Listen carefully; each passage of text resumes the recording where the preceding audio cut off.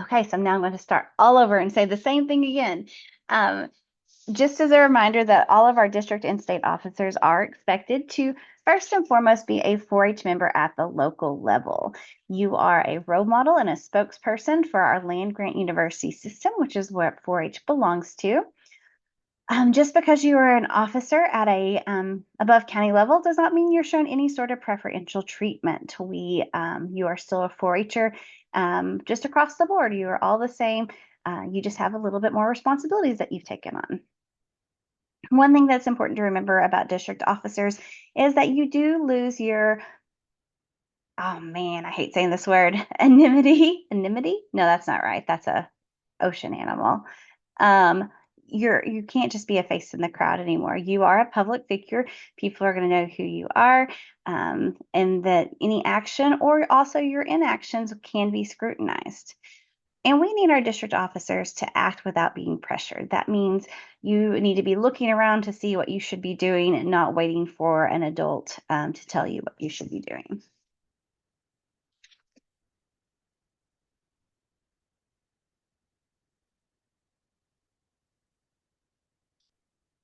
All right. So our district officers actively travel within the district and state to fulfill responsibilities. They conduct educational programs when requested. They demonstrate self-responsibility, organization, and time management, and they use good communication skills to keep the team and advisor up to date. It is imperative that you read your text messages, that you read your emails. We use the Band app for communication, and so that is another important thing that you download and make sure that you have the notification set on so that you get that information. At this point, I think your county educator has checked to make sure you're qualified, but we're going to go over them just to be sure. You must be enrolled in 4-H. You should have held or be currently holding a local or county 4-H office.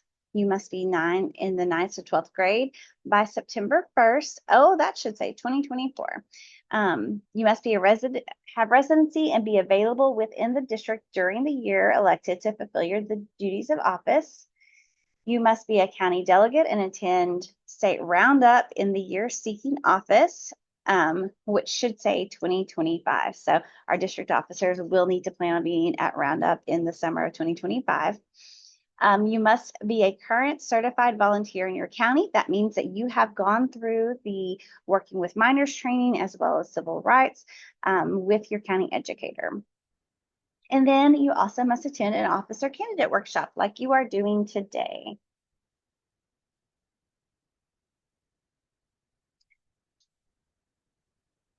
There is, I'm going to have to move this bar around so I can see things. I apologize, just a second. Okay, so district officer duties. You will participate in regularly planned meetings to prepare for events and activities. You're going to follow through with team goals, assignments, and event and activities. You fulfill the duties of the office for which you are elected, and that was listed in the filing form that you filled out. It is expected that you participate in 4-H Day at the Capitol and that you lead the district in assemblies at state 4-H Roundup.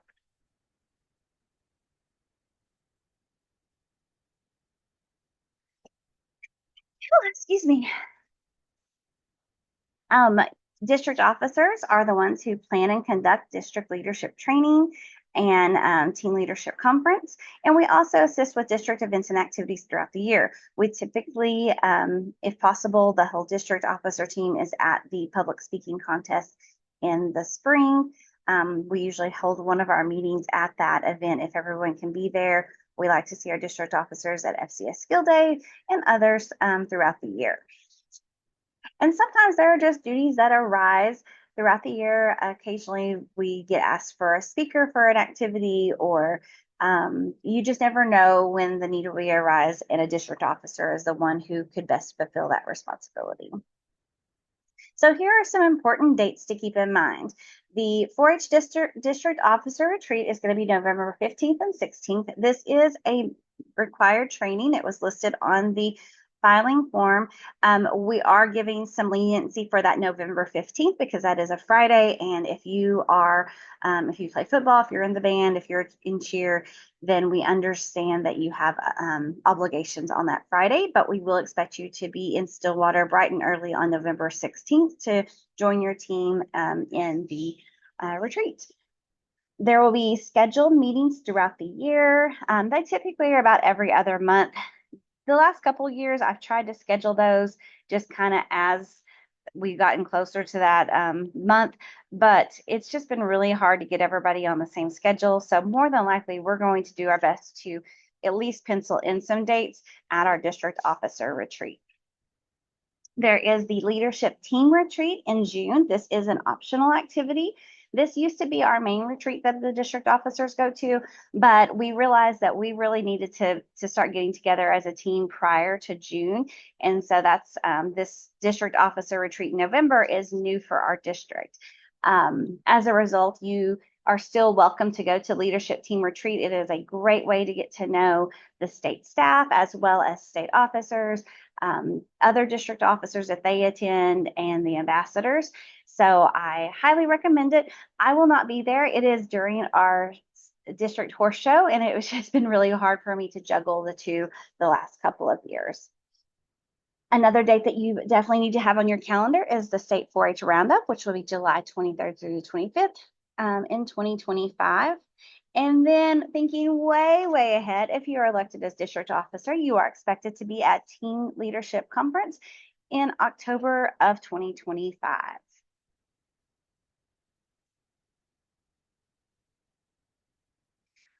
So when we think about our district officer team, we all have titles, but they're really just words. Everybody works together to get the job done. It is very rare that we operate in the president does this, vice president does this. Just when we're leading those actual meetings, do those titles come into play? The rest of the time, we are working together to get the job done. We recognize that if there's someone has an emergency, that we're willing to step in and assume the duty to help. There is no blame or finger pointing. If someone is having difficulty getting their assignment done, we offer help to make sure that the team is putting forth the best effort together. And it's important to recognize that this is a position that takes, I don't know what's happening. Hang on a second.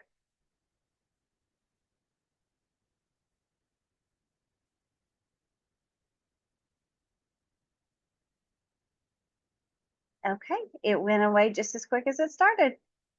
I'm not sure what that was. Um, okay, where was I? Oh, okay, everybody, it's important to know that if you are selected as a district officer, you will be sacrificing some time to make sure that you're getting your responsibilities together. There are times, especially like currently, when we're getting close to getting to the conference and making sure we have things taken care of, that you're going to have to prioritize 4-H. It may mean that you don't get to go to another meeting because this 4-H meeting has to get taken care of to make sure that the conference runs smoothly. And so we need our officers to be willing to make those sacrifices as needed. So some other ways to think of your office. You are right for a district officer if you are selfless. Are you able to put other people's needs, interests, and wishes before your own? Are you willing to challenge yourself to grow on a personal level? And are you willing to make personal and family sacrifices of time and finances for this position? It's also important to test your intent. If you are seeking this office because you recognize that the prestige that comes with it is it's respect associated with high quality. That means you are putting forth good effort into what you're doing, and that you are acting not just seen as a leader, but acting like a leader. That's what we're looking for district officers. However, if you see prestige as just a term for kind of an importance or attractiveness of the position, then it may be that you need to reconsider being a district officer.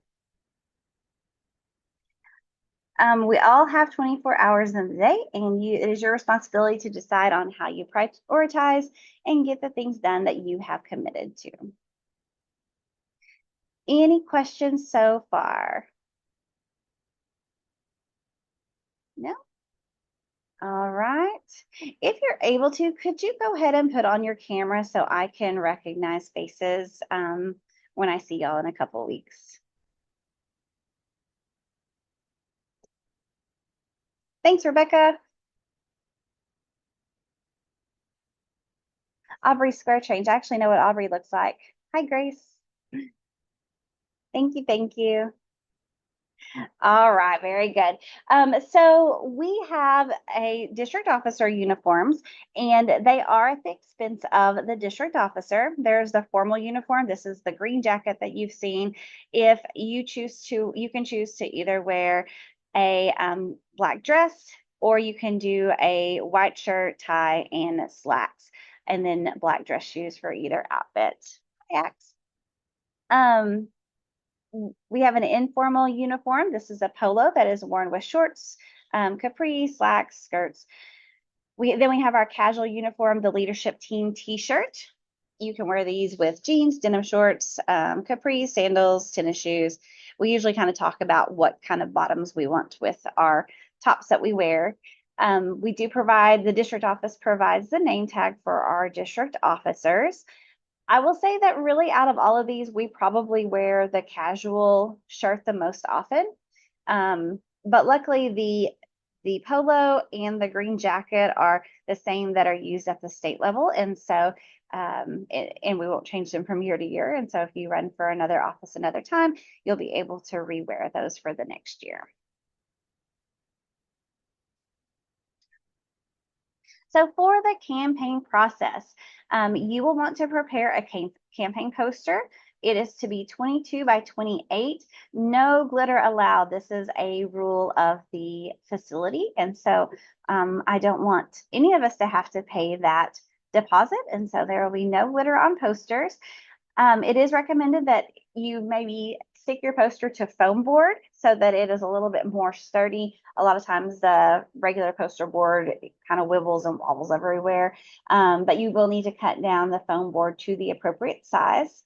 Candidates must bring their own easels. If you don't have an easel, check with your county office, and you'll bring those posters in to the facility between 6:15 and 6:30 so that I can measure them and make sure they're good to go. I've already had one question. I guess if you get your poster printed somewhere, I think the standard size is more like 22 by 30. And if you're going that route, just remember it still has to be 22 by 28. So however you get it printed, you'll need to plan on squaring it off a little bit so that it fits in that size. Um, when you're campaigning, you want to prepare and present a speech that is no longer than 3 minutes. This will happen on Wednesday evening. There are no PowerPoint presentations, no props of anything like that. This is just going to be you talking. And we have 21 people running for district office. And so because of that, which is super exciting, but we are going to be real short on time. We are going to be, so that 3 minutes you will be getting cut off because the last thing we want is to be cutting into the other parts of the evening. And so we're going to adhere to that 3 minutes very closely. You may campaign on social media as long as there's no defamation of character of other candidates. We're going to keep this all very positive. There are no handouts, candy, or other campaign goodies that can be handed out at TLC. Someone asked about using QR codes in the last one. I'm okay with you putting a QR code on your poster, and but if you do that, please send me the website that it goes to ahead of time so that I can approve that as well.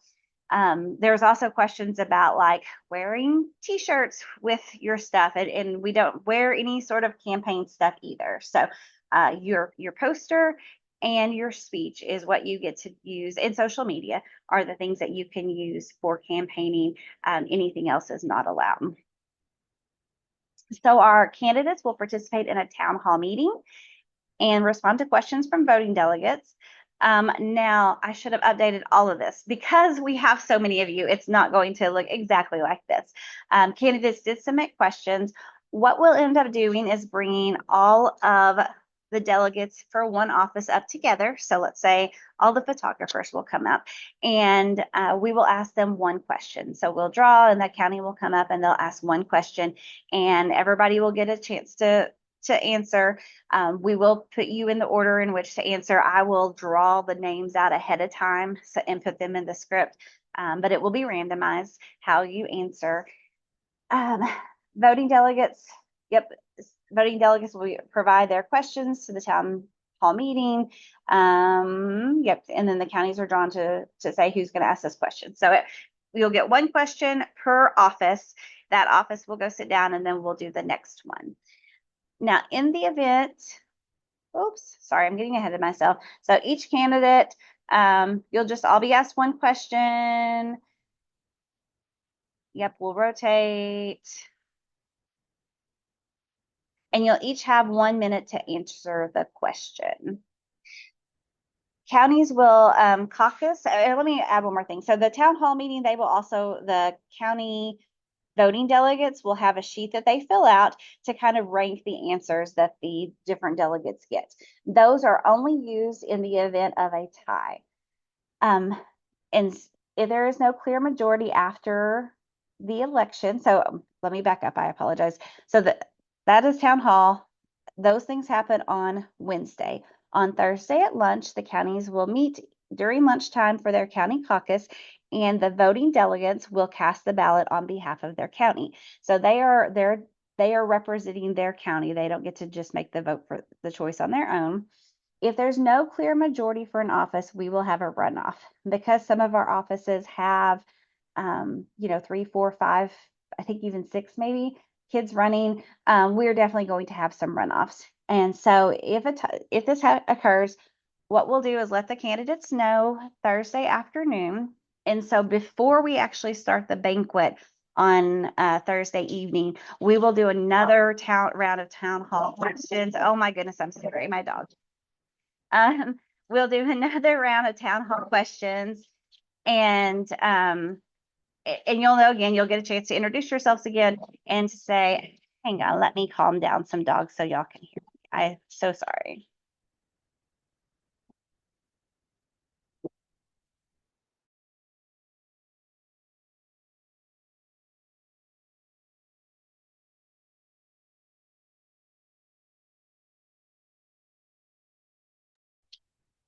Don't know why they're acting that way. It's my husband. So anyway, very protective, these peppers. So anyway, we'll do another round of town hall questions. Again, it'll just be one question each for those that are in the runoff. And then that night at county meetings, we will provide another QR code, and they will, the same voting delegates will vote again based on the conversation that they have with their county. And then we will announce the results on Friday morning. And then again, if there is a tie, if there is just a dead tie after we do the runoff, we will use those voting delegate sheets from the town hall meeting to determine who the winner is.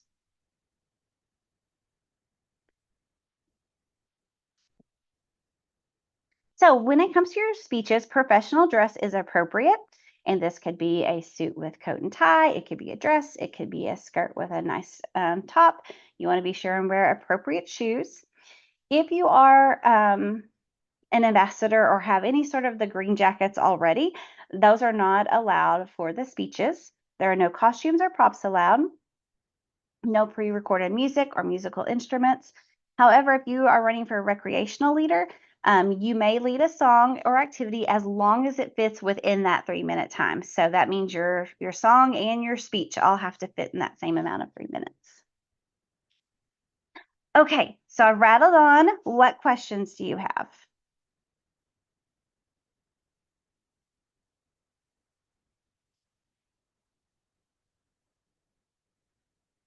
Everybody feel good with the process? Give me a thumbs up if we're feeling good. Awesome. Very good. All right, so let's talk a little bit more about what to expect at TLC as a candidate. On Wednesday evening, you will be expected to work in teams to lead an icebreaker game. If you've been to Teen Leadership Conference before, you're probably familiar with this. This happens after we do the speeches, but before we do the town hall meeting, kind of a little break so everybody can get up and around. I have already broke you up into teams, and as soon as this meeting is over, I'm going to send you an email that has so that you have each other's email addresses. And I'm going to give you a game as just kind of a starting place. But if you as a team want to do something different, that is totally up to you. Y'all can talk about it. You can use that email that I send you as kind of your reply all to discuss what y'all want to teach. If there are different parts of it, one leader would need to do this part and then somebody else would need to do that part. Y'all can discuss that. If there are any supplies that are required, then y'all need to discuss that as well. I think what we'll end up doing is rotate every 10 minutes because we have so many of y'all. We ended up doing 5 games instead of just 4. And so it'll be about 10 minutes per game. They'll be real quick, and then we're going to move to the next one. The district vice president will serve as timekeeper. All other officers will be participating. We also have a few officers who are candidates as well, and so they will be leading some of the activities too. If your activity requires supplies, you'll need to be sure and bring those. I think I went too fast about the on this section last time. Do y'all have questions about these icebreaker games?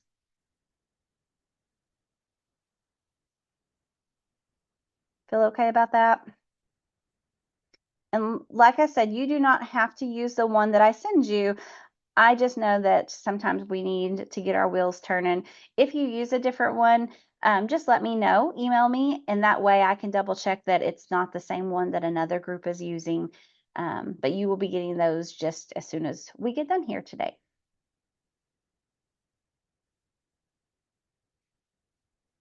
All right, some more things to think about. Are you willing to commit time each month for your assignments? Do you have a heart of service and want to improve yours and others? Are you willing to be a team player? Will you stay on top of things and make sure you keep others informed? And do you have a positive attitude and a willingness to put others first? And man, we did that so fast because y'all haven't asked any questions. That is all I have. What would y'all like to know?